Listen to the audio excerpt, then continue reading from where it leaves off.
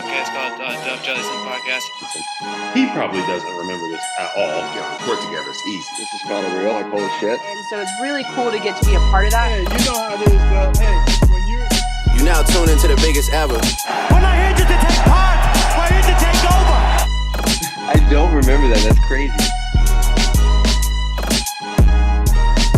What's up, everyone? We're back with episode 154 of the Jellison podcast today for a special guest. Part 2 to product. Just wrapped up his college career with Nebraska this past season. Kobe Webster. Kobe, how are you? Good, man. Appreciate you having me. Yes, sir. Hey, you're an INDY guy. I had to have you on. No doubt. I know we were kind of talking a little bit before. I mean, what's this process looking like in terms of you kind of pursuing a pro career and everything that's going into that? Right now, still in Nebraska, working out, waiting to graduate here in a couple weeks. I actually just signed with the agency a couple weeks ago that's stationed in Greece. So they're at work right now, just kind of put my name out there, marketing my name and, sending coaches, scouts, film, whatever the case may be. So after I graduate, I'll go home and just continue to work out and just sort of wait for that call to see where I'm headed. And are you kind of focused on that overseas path as opposed to like maybe getting a summer league shot, trying to work your way up there? Yeah, I think overseas, just based on my game, but also my stats this year, I didn't have, a great season statistically. So I think, working my way up, it would be a little harder to get an opportunity. And for me right now, it's just all about hooping. Like, I'm not so much worried about where or the money. I just want, a fair chance to be able to play sort of my style. I feel like that's something that, the past couple of years at Nebraska, I kind of was playing in the system a little bit more so than I was at Western. And so I think going overseas, I'll have a little more of the green light, be able to control a little bit more on the court, and really sort of, I guess, flourish over there. You're dialed into this, dude. Oh, yeah. I've had a lot of overseas guys on the podcast, and they kind of talk about like, yeah, we all want to go to the NBA or what have you, but you like have that mindset of like, all right, well, this is where I am. I'm going to be honest with myself. Going overseas is probably the best option for me. Yeah, for sure. And I mean, for me, it's also, I've seen guys, I know a lot of guys actually that gone overseas and made millions, like made more than they would ever make over here. So that definitely helps, having guys to look up to in that sense. So who are some of those guys that you've talked to or know that have gone overseas, or you're kind of picking their brain about this process right now? Few guys that I know, just from working out, open gyms. Julian Mavunga, who has made plenty of money over in Japan. He's a superstar over in Japan. Darius Adams, he went to INDY, so he came out of a D2 and went to China, and he's a millionaire. Obviously he came back, he got his shot, and he's in the G League now. So those are, I guess, a couple.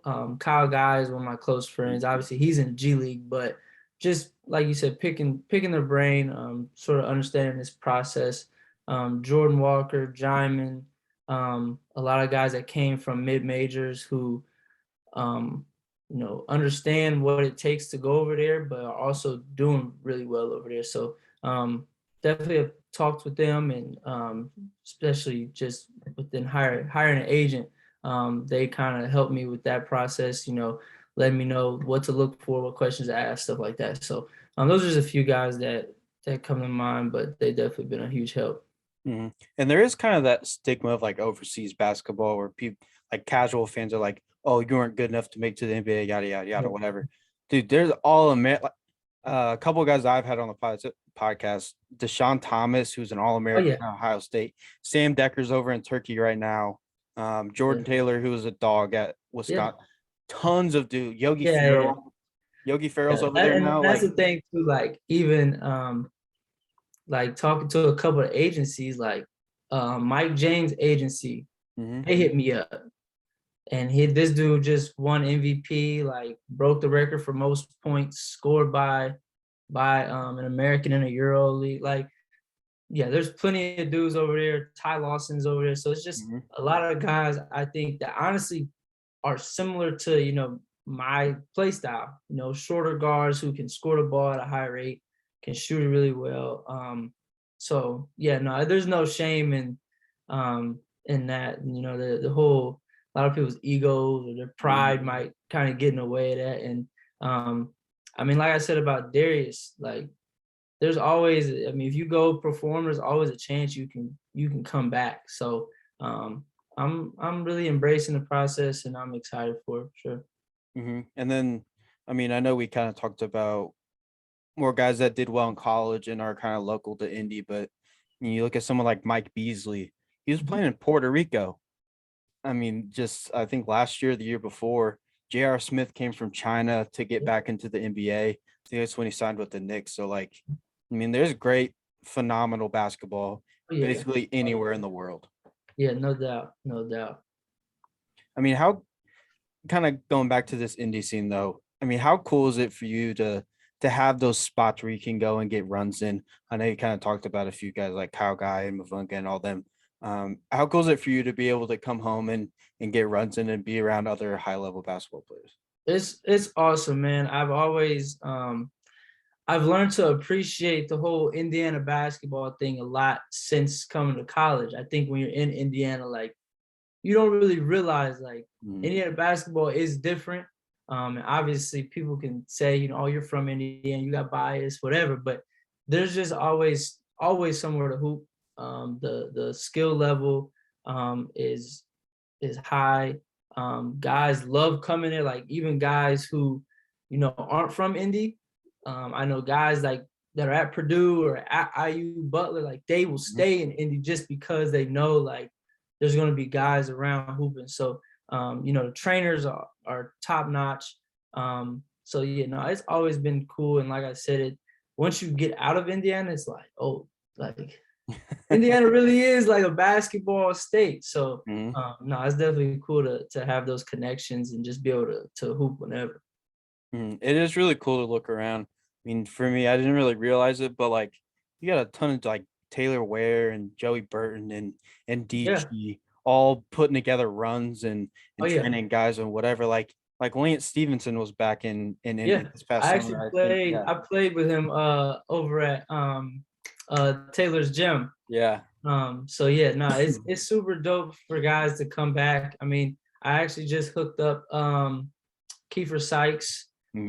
His manager went to Western with me, so he's super cool. He asked me for Rob Blackwell's number. So like, there's just so many connections to be made in Indiana because of the high level basketball players and the trainers who obviously have established themselves in Indy.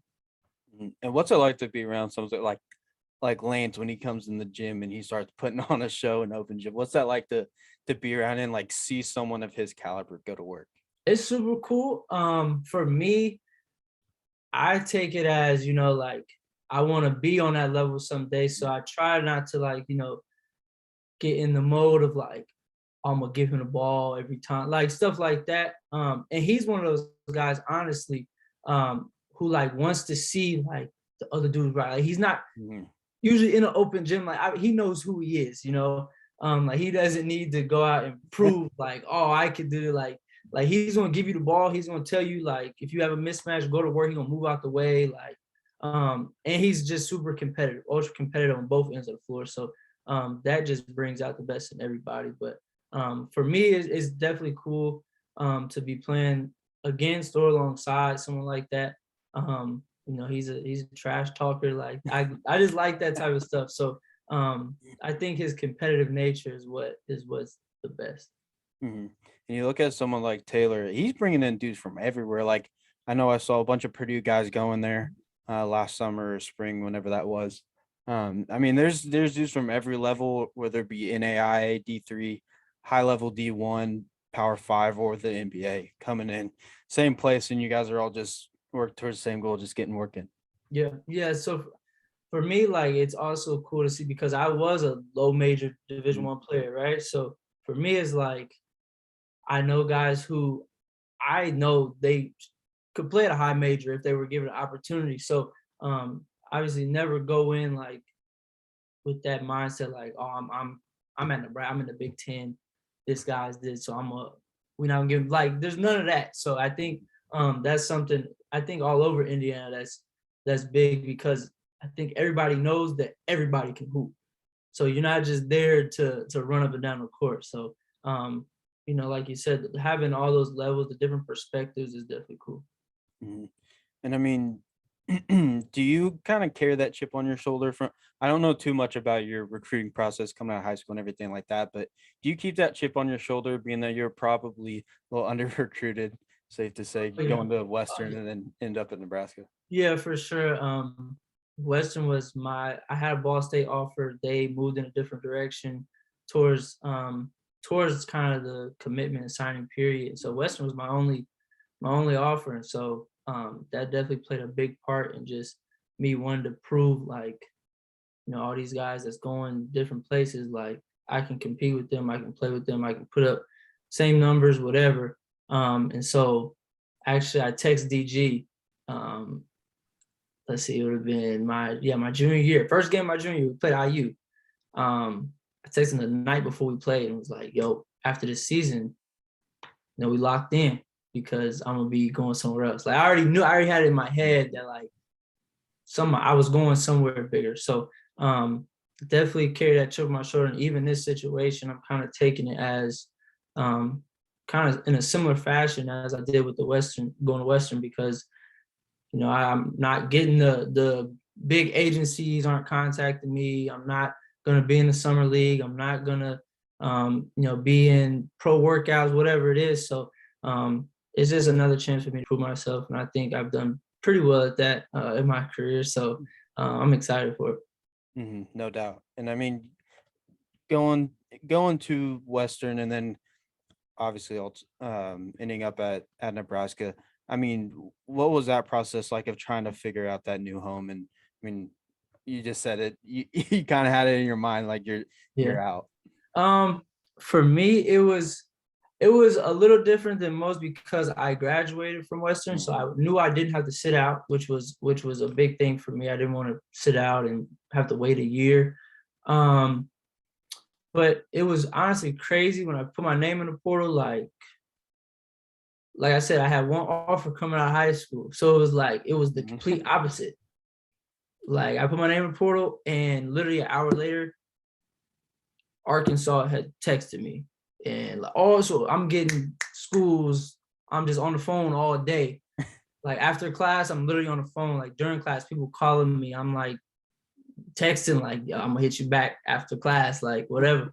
So for me, that was a cool experience. Just it kind of, let me know, like, okay, you did what you had to do.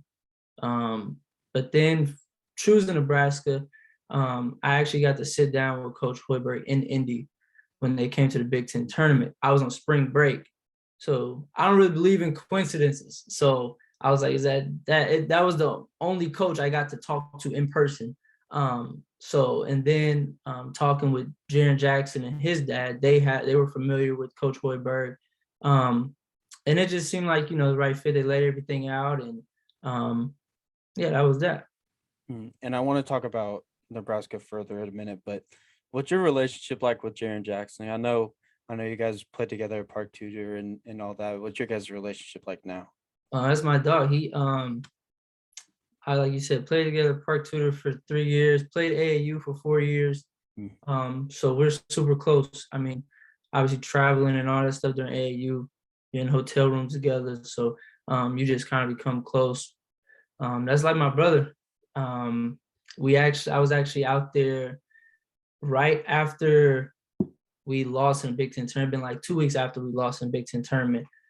He flew me and my cousin out to Memphis, and we got to watch four games right before the playoffs. So we just stayed at his crib, and we were just chilling. So that's my dude. He that's really family at this point. And did he not start was he like JV as a freshman at Park Tudor? Yeah, wanna say he was. me and him did like like how you could do like JV for like 3/4 and then varsity for what? Yeah, me and him both did that our freshman year. So yeah, I knew Jaren before he was Jaren.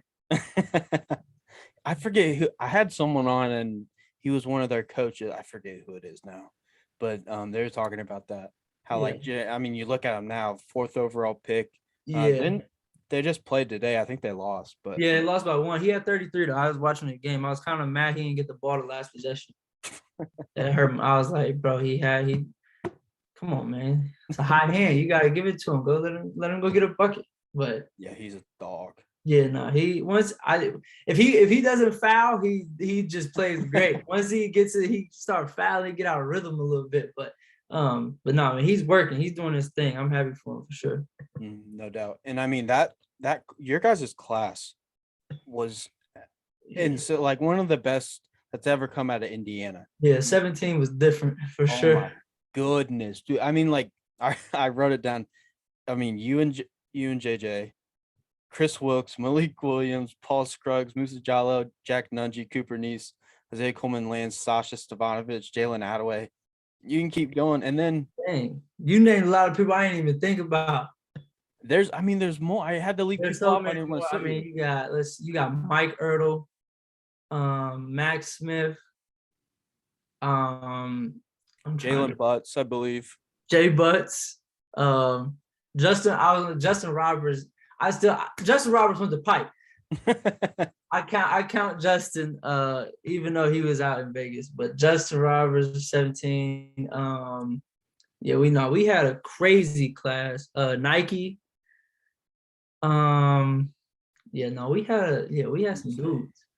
And then I don't think they're technically like Indiana guys, but Jordan Poole and Brian Bowen II both played at Lalu that year. Yeah, when they were at Lalu with Jaren, actually.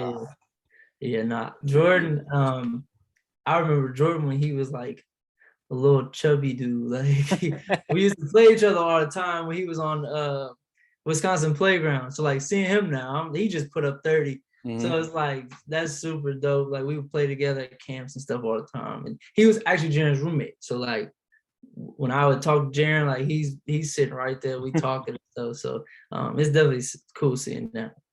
You think that's, I mean, arguably that's the best class that's ever come out. Like, I think you got to bring up 2012 because it was top. Yes, I was about to say 2012 was loaded. Yeah, because that was Devontae, Gary Harris, Yogi Ferrell, Ronnie Johnson. Yeah, I think if you look at it right now, though, like where our class is at, I think you might gotta take us. I think you do too. I'm taking my class. I don't think there's a class really Yeah, I'm definitely taking our class. And then I think you guys had two McDonald's All-Americans, right? Was Jaren Jaren was, and then Chris Wilkes. Chris, yeah. Yep. I don't want to be disrespectful towards him or whatever, but he went to UCLA, and then I haven't really heard about him all that much. So after UCLA, he at the end of the draft found out he had some really bad medical issues. He had a crazy surgery that he had to get. I'm pretty sure it's like something to do with his spine. And then like it was forget what it's called, like but it's like he can't eat certain foods because it messes his stomach up. Like it's just some medical issues that he was dealing with. Had the surgery. Surgery was just like, it was one of those, like he had to learn how to walk again. Like it was one of those because it was his spine. And so it was just a lot that happened.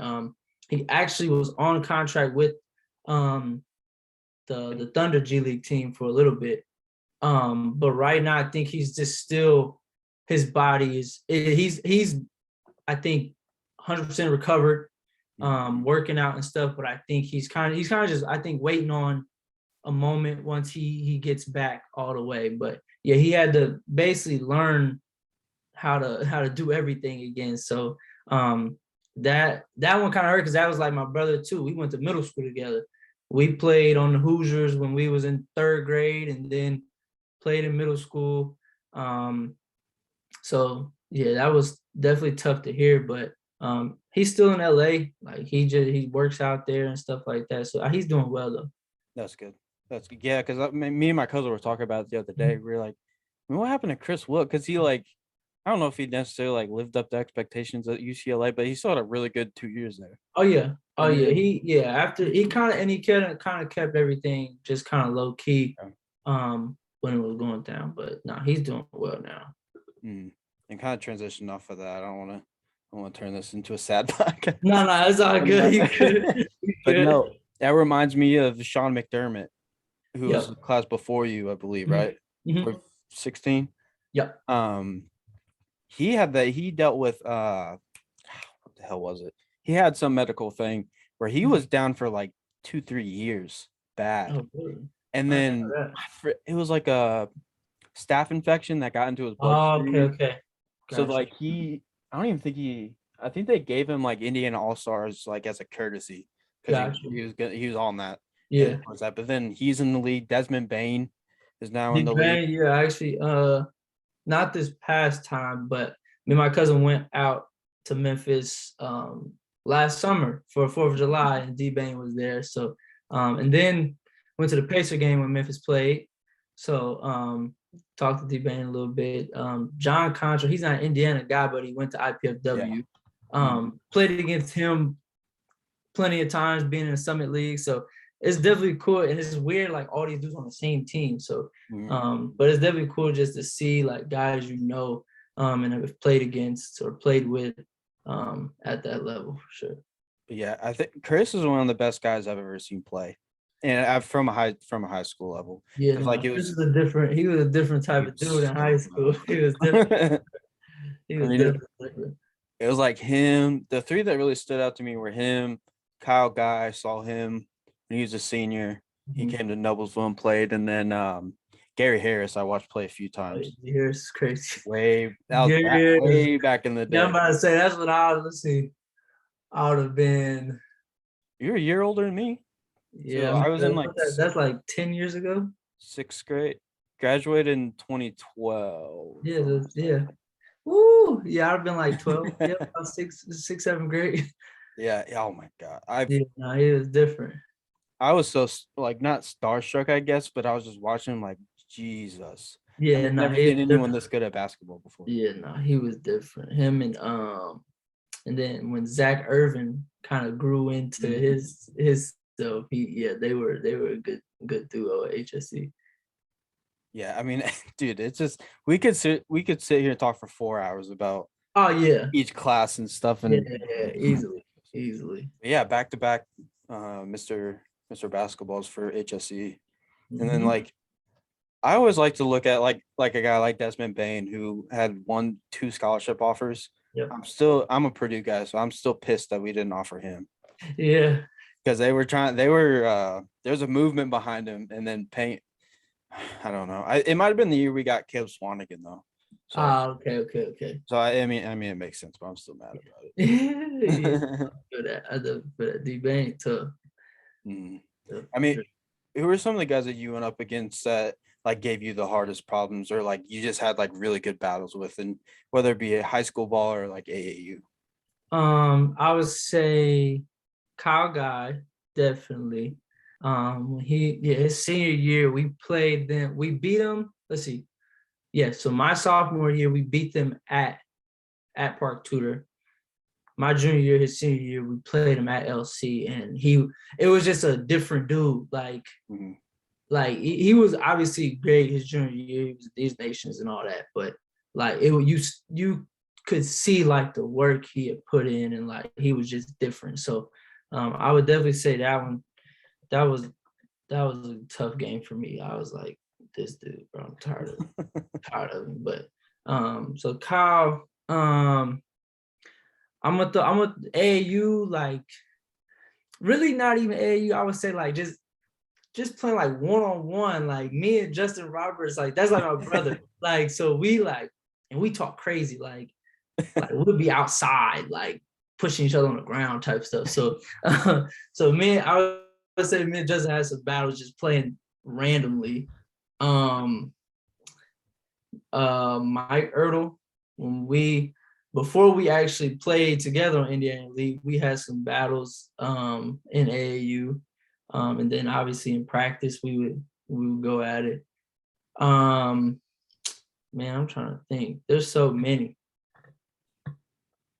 Open gym wise, like now I would say Darius Adams, me and him like kind of going back and forth before.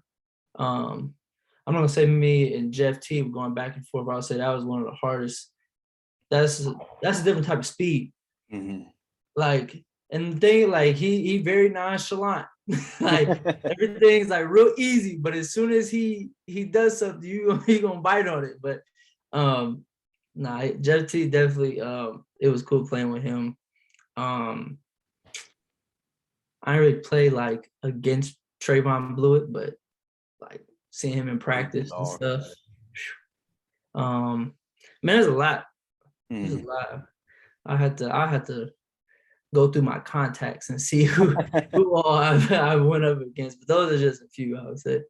Dude, I didn't realize Jeff Teague was that old. Like, he's not old, but like in. But yeah. As He's an been there athlete. for a minute. I mean, he was in the same class as like the Baby Boilers, Etwan, and them.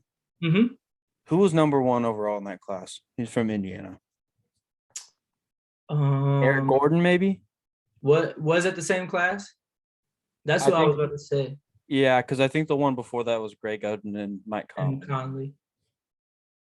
So I think, yeah. Yeah, But even back then, like that, those classes were crazy too. Like, okay, it was either 06 or 07. I think that one, it's you guys or that 07 class. Is that the Conley, Mike Conley and Oden class, or is that? I think it's the following one.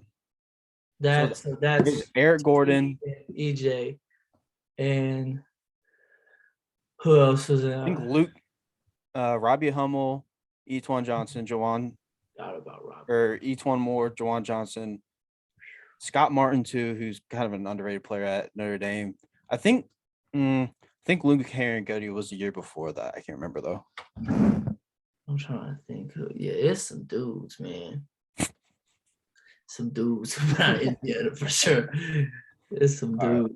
We can get off that. How are those couple years at Nebraska? I know you guys didn't have like the team success that you guys would have wanted, but I mean, what was it like to go there and experience that? It was definitely cool. I think this past year was a little bit cooler just because you got the fans back. You have, there's not all the restrictions and stuff like that. But for me, it was just being here. It taught me a lot about myself, like in terms of my mental, like learning about what allows me to be great, what allows me to perform at the highest level. So that was really something that I can appreciate. And like I said, statistically, it doesn't look like I did much, but for me, like I said, it's just a learning experience that, like I said, just taught me a lot about myself. That I was definitely academic All-American, so they can't take that from me. But I was able to connect with some great people. Pick Coach Hoiberg's brain. Coach Nate, who we had this year, came from Chicago Bulls. Our strength coach came from the Timberwolves. So just a lot of guys who have seen, the highest level players, getting to talk to them and really getting to understand and learn the game a little bit more was definitely fun. And how was that transition from, like you mentioned, the Summit League to the Big Ten, who every single year is just, if they're going to be loaded, it's just a given? Yeah, it was definitely an adjustment. Obviously bigger, stronger, faster dudes, like not as much, like it might look like you got space right there, but you really don't, because dude is 6'7" with a 7-foot wingspan. But I think once I got adjusted, I think I was fine. I played with that. I still play with that chip on my shoulder. I had a little lull like during my first year here. And I think honestly, I always say if it wasn't for like that lull in the middle of the season, I probably would have been out of here for sure, because I know non-conference and then the back half of conference, I averaged like 13 on 40 plus from three. So like, yeah, I will always do that, but obviously you can't go back in time and change. So, but no, I think, I was able to get my master's. So there's definitely a lot of positives that came out of it for sure. Yeah, no doubt. And congratulations on getting your master's. Yeah. I mean, you kind of talked about transferring a couple times here. I mean, as someone who's been through, I don't think it was the portal. Was it back when you? Yeah, it was. It was. Okay, so you went through the portal. I mean, how do you think that's going to change college basketball moving forward? We've already seen it now, but yeah, I'm about to say, I don't even think it's the portal that's changed. I think COVID changed it because COVID is kind of what sparked everybody going into the portal, because everybody knew they got an extra year and wouldn't have to sit out and whatever. But there's obviously pros and cons to it, like anything else. For me, I look at it as, if you do want to move up, that's great. Or if you feel like, okay, maybe this isn't for me, I want to move down. I think that's great. The only thing I don't like about it is like the 4 and 5 star dudes, they go and maybe they don't play a whole lot or whatever happens, and then they just leave, like instead of sort of waiting your turn. And obviously nobody really wants to do that, especially when you're coming in as that dude, like wherever you came from. So I get it, but like for me, it's just like I don't know. yeah, It's kind of a escape, but when you allow coaches can do the same thing, so you can't really be mad at a player at all. But yeah, I mean, if you're a 4 or 5 star guy, whatever, you go to a Power 5 school, unless you're a one and done guy, you're gonna have to sit there and wait your turn. Exactly, and that's sort of the thing I'm saying. Like, I don't think it's bad for anybody wanting to leave. If you want to leave, then that's obviously your choice. I just think it might get a little overused sometimes. Yeah, I would agree. I'm not gonna name names, but there's plenty of examples of that. Yeah, for sure. But I kind of equate it to being a quarterback in any Power 5 school, because like you look at someone like Mac Jones. Mac Jones had to sit behind Jalen Hurts and Tua Tagovailoa, and then I mean, look at him now. Yeah. So you just gotta wait your turn and keep grinding, and then eventually it's gonna work out. Yeah, for sure. And then that also kind of leads into the NIL thing, which has kind of popped off this offseason with the whole Nigel Pack going to Miami, getting paid, and then my boy getting racks. For sure. Yeah, it was cool to go through it. I think this year is gonna be more money, more organized. Just because last year was the first year, I think every school was just trying to get whatever deal they could to help players. But now I think everybody's kind of been through it and understands it a little more, and so I think that's why they're able to do deals for $500,000 now. So it was definitely cool. I was able to save a little bit of money from camps and just doing videos and advertising and stuff like that. So that was definitely fun. Yeah, I mean I support NIL. You guys should be getting paid. You guys should have been getting paid for. Yeah, I'm actually I was a part of NCPA, and that was something like that we have been fighting for, and the status has yet to change, like that college players are employees, but NIL is obviously moving in that direction, so that's good. Yeah, and I mean, some of these guys, like you look at like Paulo Banchero or Drew Timme or any of those top guys in college basketball, they should be getting there. Yeah, for sure. They're bringing. Obviously, Paulo's at Duke, but he's still bringing in plenty of money from companies and ticket sales and whatever. And then Drew Timmy at Gonzaga, which is it's now considered a Power 5 school, but like it's technically a mid-major school. Yep. So it's like, smaller school, that dude's bringing in so much money, like he needs to be compensated for sure. And we're running short on time here. So last thing, I mean, I believe you saw that Isaiah Wong situation where he's like, I want a better NIL deal or I'm putting my name in the portal. And I think he was at UCLA? No, Isaiah Wong, he was at Miami. Miami, okay. I think you saw what Niger got and he's like, hey, I want that. Oh, he was I don't know. I haven't read like too much into it, but he essentially said, I want a better NIL deal or I'm putting my name in the portal. And then the next day he retracted it. So someone was in his ear saying, hey, cut it out. Wow. But yeah. I mean, that's kind of the ugly side of NIL where it could turn into like a NBA free agency. Yeah, the locker room might get a little just because. No, I definitely understand that part of it. I think I like NBA. There's levels. Like you gotta understand, certain guys are gonna get more money because of the following, because of the way the production on the floor, like whatever it is. So, I think honestly, that could teach a lot of guys in college like how the pros work. So it could turn into a positive. No doubt. And I think kind of relating it back to those 4 and 5 star guys, everyone thinks that they're the greatest thing to ever come out of high school or whatever. So they don't have that like realistic expectations of themselves. Right. Yeah, no, for sure. It'll humble you. For sure. Well, hey man, we're gonna wrap this thing up. I really appreciate you coming on. For sure. It was Thanks super for having fun. me.